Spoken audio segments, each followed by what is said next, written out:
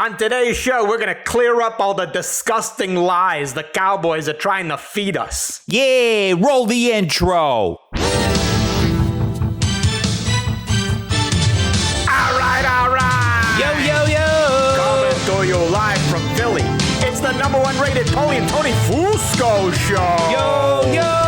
As always, Paulie Fusco here with Tony Fusco and Tony. Yo. Huge show today, but before so we discuss excited. the big topics in the NFL, we have bigger stories to discuss about what's been happening right here on this show. Insanity. Our merch store is totally blowing up. Yeah, sales are through the roof, people, and, we won't disclose specific numbers, but, let's just say sales are up 10,000%. Wow, you go, just a huge number that stands alone. Don't need more context at all. Absolutely not. And today, good guest today for a change, Tony. Longtime Eagle, played for the team for 10 seasons. Of course, those were the Andy Reid years. So, we're going to ask him how much he resents Andy for, winning Super Bowls elsewhere and just giving a half-assed effort while in Philly. Former Eagles offensive guard, Todd Herremans. Yeah. But first, it's time for a word from our good friends at Colgate. How does your breath smell? If you don't know the answer, then that likely means it smells like fresh dog shit. Yeah, the other day I ran into my Aunt Marie's boyfriend Nunzio, and his breath smelled like 4-day-old garbage mixed with piss. And I said, Nunzio, your breath smells terrible. What did you just eat? And then he said, your aunt. And then I said, actually, let's just keep going. Anyway, we'll finish just go to time. your local CVS, tell them Paulie and Tony said you, and purchase a minimum of 40 tubes of Colgate to receive $3 in extra bucks. Just a terrific deal. Another check in the mail. There we go. With that business out of the way, it's time to get into our top story. Top story. All right, first out the gate, after the Cowboys beat the Commanders 45-10 on Thanksgiving, the distrustful media has done nothing but talk about the Cowboys, milking the subject like it's breastfeeding time at the Octomom's house. Exactly. But, that's because their so-called media studies and focus groups, whatnot, have told them that the Cowboys talk juices ratings. Now, we are never going to stoop that low on this show. Don't need to, obviously, because our ratings are massive. Yeah, but, unfortunately, it is our journalistic duty, to talk about the Cowboys right now for at least the next 5 minutes. Right, Tony? Yeah, exactly. There are so many other stories we could talk about, like the Eagles and, there's a lot of others too. Yeah, there are a lot of others. But first, all right, let's address this. People are saying that the Cowboys are a so-called quote-unquote good team because they're 8-3. Oh. But, when you do a deep dive into the numbers, like the rest of the lazy, uneducated media just refuses to do, you can easily see that all the teams they played and beat through Week 12 did not have a winning record. Now, Tony, this is just totally dishonest, isn't it? It's shameful. You can't have a, quote, winning record if you've only beaten losing teams. Yep. It's time we make NFL records more accurate. So, from now on, beating shitty teams should only count as a half win, and losing to a shitty team should count as a quadruple loss. So, based on that logical reasoning, the Cowboys' adjusted record is actually 4-6, putting them far out of playoff contention as it stands currently. Eye-opening analysis there, Tony. And, people out there might say, hey, well, what about the Eagles losing to the Jets? Well, those people are clearly morons because as dummies. we established several times in a previous episode, that is terrific, by the way. Yeah, exactly. That was only because both teams were wearing green helmets. There you go. And that was clearly confusing for Jalen Hurts. Yeah, the Jets were basically camouflaged as Eagles. Unfair. Yeah, and we want to move on here, but back to the Cowboys. Another headline you've probably seen out there. Many talking heads in the media are now saying Dak Prescott belongs in the MVP conversation. Now, this is why you shouldn't just read clickbait headlines. Isn't that right, Tony? Absolutely. I mean, yes, it's true that Dak Prescott belongs in the MVP conversation, but only if that conversation is 10 hours long and you're discussing at least 600 different players. Yep. Because right now, on my list of potential MVP candidates, Dak currently sits at number 587, right between Chargers tight end Gerald Everett and Titans second-string cornerback Roger McCreary. So I guess, yes, Dak is in the conversation, but don't be fooled, he sucks. Such valuable perspective there, Tony. And, Thank you. more story we have to address here. We don't usually like to discuss a player's personal life on the show never. because, it's wrong and distasteful, frankly, to bring someone's spouse or, partner into the story. But that being said, this week, Dak Prescott and his girlfriend announced that they're pregnant. And, unfortunately, Tony, this raises some very serious concerns we must address. I became very concerned when I heard Dak and his girlfriend are having a baby. I mean, can Dak be trusted with the baby? What if he accidentally passes the baby to an opposing doctor? Yep. Or what if he fumbles the baby? Yep. We can definitely trust Dak in the first 2 trimesters, but in the final 2 minutes of the 4th trimester, Dak's gonna buckle under the pressure. That's why I think it's a smart idea to bring the more sure-handed Cooper Rush in to handle those final key moments. Such terrific and vital medical advice there, Tony. And, Thank you. again, we absolutely think it's distasteful when the media encroaches on a player's personal life. But we did happen to do a deep analysis of the pregnancy portraits that were released to the press. And as you can see, using our super zoom technology, the baby bump on Dak's girlfriend appears to be housing a baby deep in its 2nd trimester or early 3rd trimester. And Tony, this says a lot, doesn't it? Yep. By my calculations, that would put the baby's due date right at February 11th, which is also the date of the Super Bowl. So this is clearly Dak's way of admitting that he won't be playing in the Super Bowl. Yep. However, let's say he was planning to watch the Super Bowl that day. Well, he's not going to have time. Just another example of bad Cowboys clock management and also cock management. Great point, Tony. And also, what a terrific segue that you did there, because on that last topic, we must address a very difficult and complicated situation developing in the NBA. Oklahoma City Thunder player Josh Giddy accused of having an inappropriate relationship with an underage girl. Now, people are saying that both the team and the league here have been slow to respond. But Tony, those people, they need to have some perspective here, don't they? Yeah. We know a lot of people are shocked at how long the NBA has taken to address the serious allegations against Josh Giddy. Now, we don't want to minimize these allegations at all. But we also must take into account that this is happening during the historic and very important first ever in-season tournament. And everyone in the NBA was simply waiting to see which team would come out of West Group B. Again, don't want to minimize the allegations at all. But West Group B was very competitive, and that had to take some priority. Such an expert handling of a complex and potentially explosive situation there. And, would love to do a deep dive into all the legal ramifications there. But unfortunately, our guest coming on the line right now. So let's just go ahead and bring him on the Fusco Satellite Network. Fusco Satellite Network. We are so glad to bring in one of our Eagles brothers.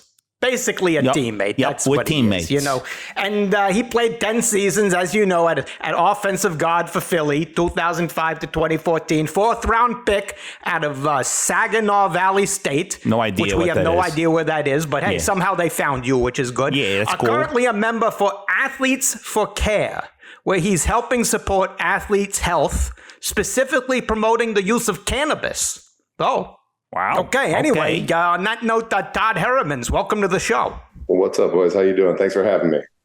You're welcome. But, some ground rules before we begin.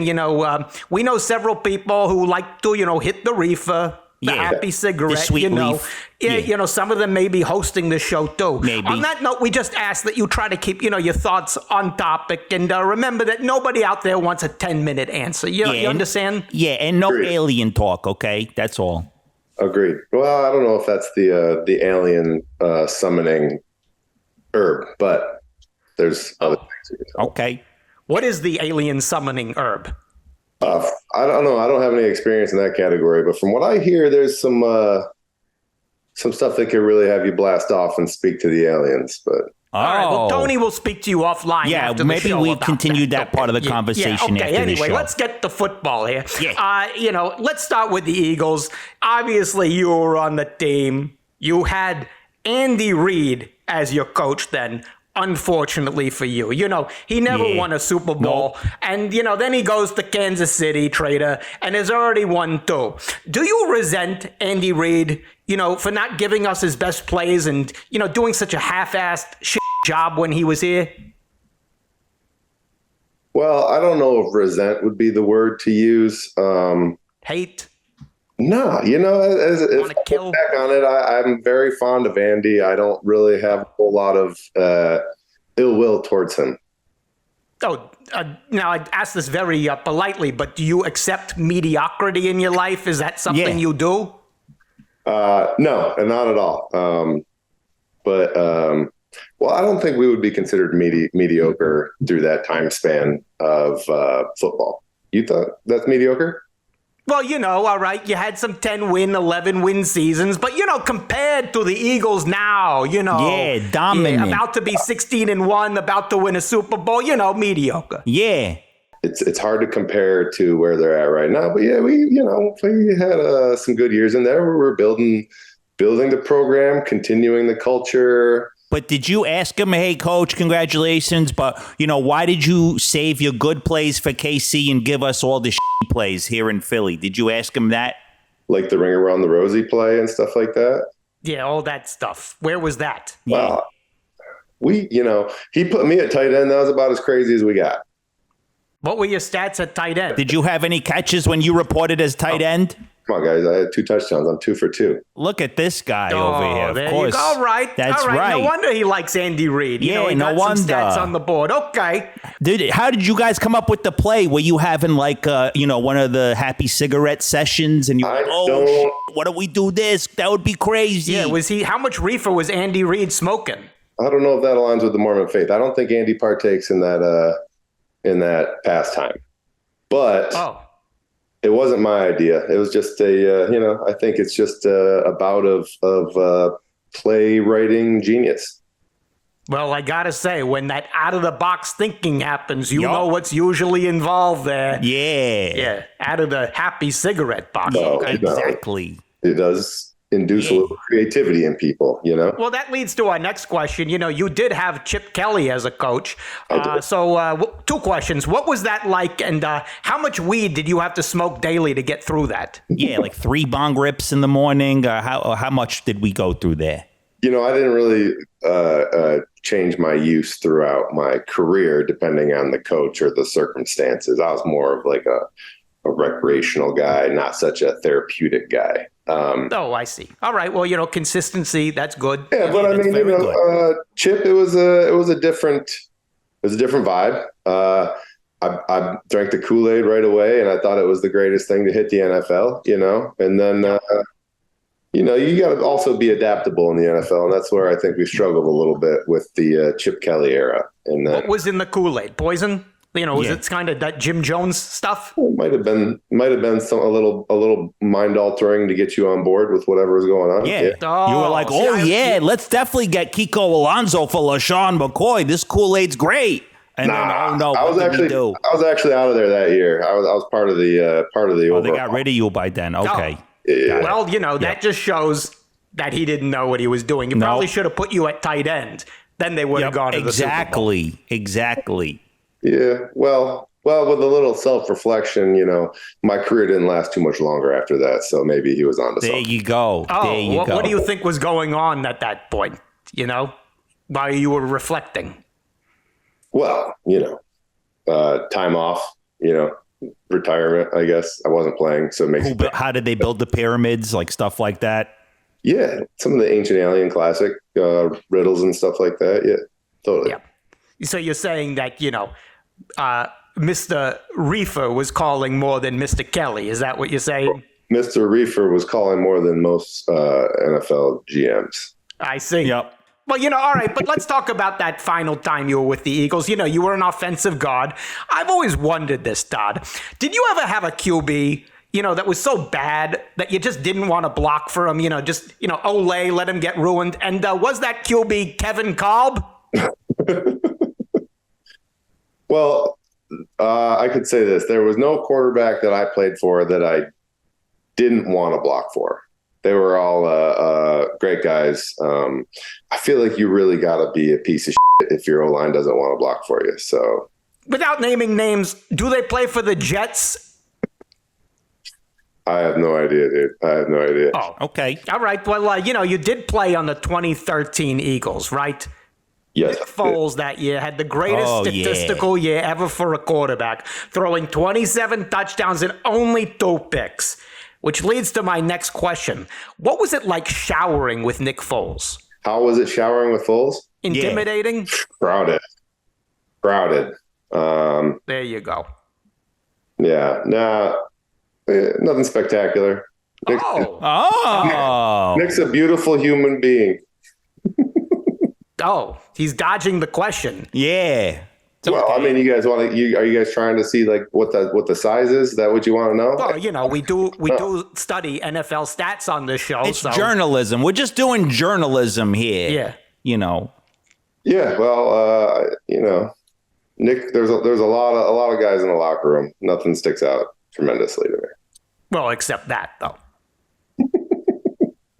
I mean, right? No, not right. No, not right. No? It wasn't like the movie Anaconda with John Voight and Jennifer Lopez. We're like, terrific movie reference. Yeah, great movie there. Wasn't it like being an Anaconda? If it was, I didn't pass the audition for that movie. Wow. Okay. Okay. Okay, not quite sure what that means, but I'm kind of getting uncomfortable, Tony. Journalism, though, that's what happens when you're a journalist. You have to ask the uncomfortable questions. Absolutely. All right, look, moving on. You finished your career in Indianapolis. Yeah. We spot trends on this show. That's what we do, patterns. Yep. There are so many players and coaches who have gone from the Eagles to the Colts. Carson Wentz, Nick Foles, Gardner Minshew, Frank Reich, Shane Steichen, countless others. Is there some rule that makes it mandatory that when you start sucking, you are contractually obligated to leave the Eagles for the Colts?